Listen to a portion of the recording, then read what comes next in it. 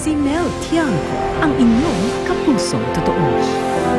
Kasabay ng ating 24 oras sa pagbabalita tungkol sa pananalasa ng habagat, ang ating namang 24 oras ding Operation Bayanihan sa mga lugar na malubhang naapektuhan ng malawakang baha.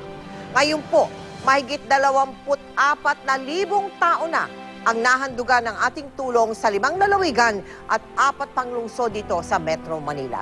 Tunghayan niyo po ang aming ulat. Dahil sa high tide at pabugso-bugso na pagbuhos ng malakas na ulan, muling tumaas ang baha sa bahaging ito ng May Kawayan sa Bulacan. Karamihan daw sa mga evacuee, hindi pa naaabot ng tulong dahil nasa looban ng kanilang barangay na nagmistulang malawak na dagat dahil sa baha. Sakay ng amphibian vehicle ng Philippine Navy na palagi nating naaasahan sa ganitong sitwasyon. Napasok ng GMA Kapuso Foundation ang mga barangay ng Bayugo at Longos. Sa aming pagbagtas sa mga malailog na daan, maraming residente ang dumadaing. Hindi pa makatawid din ang malaki ang gandito.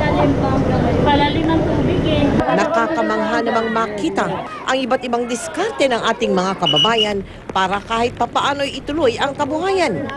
Mapa-express ride na de Padjak, de Saguano de Tulakman. Pantawid pa rin ang gutom ang barya-barya nilang kinikita mula dito.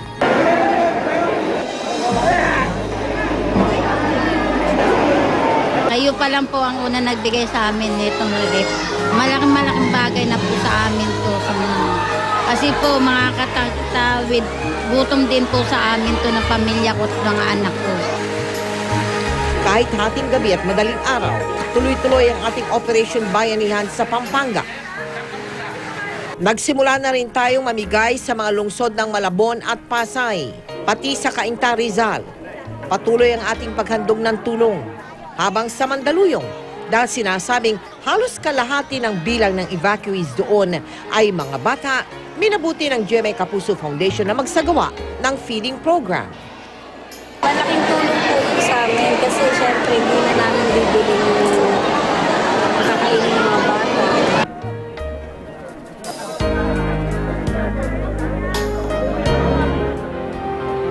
Tuloy-tuloy pa rin po malawakang Operation Bayanihan ng GMA Kapuso Foundation sa Malabon, Mandaluyong, Marikina at Quezon City. Pati na rin sa mga lalawigan ng Bulacan, Rizal, Pampanga, Cavite at maging sa Laguna. Tutungo na rin po ang GMA Kapuso team sa Bataan bukas. Kami po ay nagpapasalamat sa lahat ng tumugon sa aming panawagan para sa mga relief goods at sa ating mga naging katuwang para maihatid ang ating tulong sa mga nangangailangan. Samantala, dahil pa rin sa masamang lagay ng panahon at dahil sa patuloy nating pagtulong sa mga nasalanta ng baha, hindi po muna matutuloy ang ating Kapuso 2020 project sa darating na Sabado, August 24. Para po sa mga nakapagpalista, antabayanan po ninyo ang aming announcement tungkol sa bagong schedule nito. Nagpapatuloy po ang ating telethon para sa mga sinalanta ng baha. Maaari po kayong tumawag sa telephone number 981-1950. Bukas po ang aming telethon hanggang mamayang alas 11:30 ng gabi. Makakausap ninyo dyan ang ating mga volunteer. Kabilang na sina Miss World Philippines, Second Princess Zara Bianca Saldua, Fourth Princess Omari Osuna at kasama rin nila si Betong Sumaya.